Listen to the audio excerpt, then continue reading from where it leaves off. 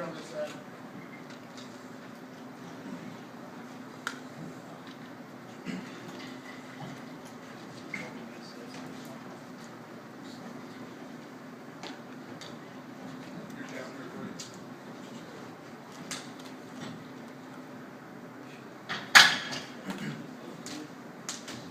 All right, first off, just once again, make sure that your cell phones are either turned off or on silent or vibrate or something like that. So, we go ahead and get started with the Bellarmine press conference. And joining us from Bellarmine today is head coach Scott Davenport, senior guard Braden Hobbs, and junior guard Chris Dow.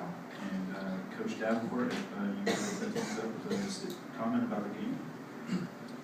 And this is going to appear to be strange. If you really study the game, it's not. The biggest shout out in this game is our red squad in practice. And that's basically our reserves. Because when you're playing a team as good as Alabama Huntsville offensively, that they average 19 assists a game, shoot 53% from the field, 40 from the three, and execute a very difficult offense to perfection. Just that team and the time they put in to be able to somehow simulate that, to give us a look, they get the first recognition in this game. And I know that appears to be odd, but it takes everybody to win. And that's the greatest example I've ever seen. Now, for the game as a whole, I don't care if you go to any level of basketball, any level, in this country or international. You see two teams go 35 out of 40 from the free throw line. You see two teams combine for 33 assists. You just saw a magnificent basketball game. That was an unbelievable performance. They had 6 days to prepare for us. We had 6 or 7 to prepare for them, depending on your practice schedule. In all my life, that's as good a basketball team, it's most difficult to prepare for as I've ever seen. And we pride ourselves on preparation.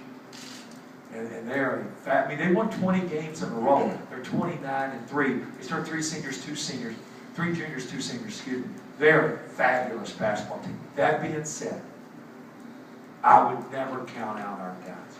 That performance, Keyston Jones is down. Luke's below 100%. Down 9 at halftime. And they mastered playing possession by possession, just staying in the moment.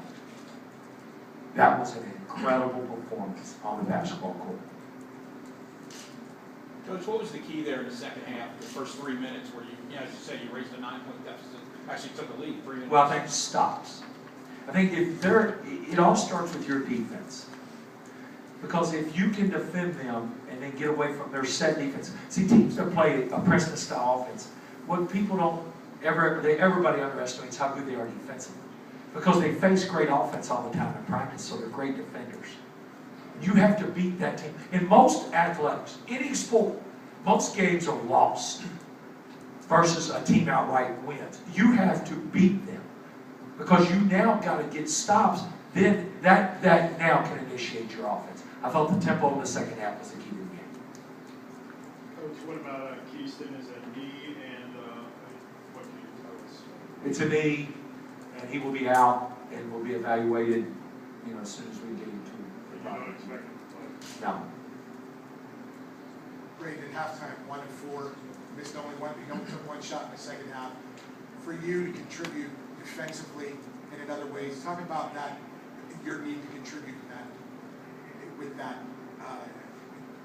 without scoring, without shooting. Well, that's been all year. I felt like coming in, my role to get people the ball. Chris and Jeremy are dynamic scorers, so I feel like if we can get them the ball, they can create for others. And, I just play defense and assist, and it's really my goal. And he's too humble. We chart deflections because it's an objective measure, for those of you that don't cover us a lot, of defensive effort. And a deflection can be a block shot, a tap out from behind, a steal, a outright deflection, or a loose ball recovery. Any player who has 5 to 7 deflections, that's a great night's work. Our goal as a team is 38, hit 16. That is unheard of. They have 16 deflections. Like if you deflect up entry to the post and you go run down recovered, that's 2. That is an absolutely amazing number. Brady, can you talk more about your block with Gadd, I guess that's his name, just on the drive late in the game? I knew it's key point in the game there. Our guy got rolled up the lane, and the Jet, of course, drove around our guys like he did all night. So I just came off weak side, and it felt like Lewis a lot because that's what they do. I think their bigs would ride up our bigs up the lane, and they get wide open entry. So it's just helps out defense. We practice that all year, coach. I mean, we emphasize helps out defense. I think that's why we're successful. Chris, at the point, they took the lead. When they took the lead there late in the game, 2.5 minutes, whatever, what was the feeling there? Because it's just kind of put a clamp defensively on them and just took total control of it after that. Well, throughout our season, like even starting from preseason, we've been in the toughest environments. Going back to last year, we were in tough games all the way up here. It's just something. It comes with experience. We tell our guys all the time, things aren't always going to go our way. Just buckle down and get stops, and they can change everything. The offense will always take care of itself. Playing in this tournament last year, you think definitely helped them. You had a great crowd here tonight too. Yeah, they always. I see 99 shirt right here. We got support everywhere, and we appreciate the fans. They're doing their job by coming to support, and we need to do our job by taking care of business and getting the win. Coach, how did Luke look overall? Fine. I said he came out great. Talked to him while I walked down the hall with him, going off the court. He said, I'm so pumped up right now, I don't feel anything. He's fine. He's already been treated. He's fine. I mean, what a courageous effort. What went into the decision to start him as opposed to just bringing him on? Well, no, he's not. He deserves to start. He's not going to get well at the 16-minute mark. If he's good enough to play, he's good enough to start. And that's always been my theory in coaching. Any kid that's fighting an injury who's less than 100%, if he's good enough to play and he's a starter, you start him.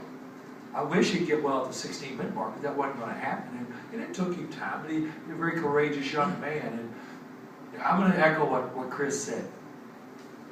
We talked yesterday about the passion for basketball in this state. The state of Ohio with 4 teams. Kentucky with 2, they had 4. Indiana with 3, they still have 1 left. That passion right there is unbelievable. That's real. That's students. That's people got to go to work tomorrow. That's real. And I could not be more proud to represent a fan base than that group that filled this place up tonight. That is big time right there. And it couldn't happen to a better group of young men than the guys I'm with.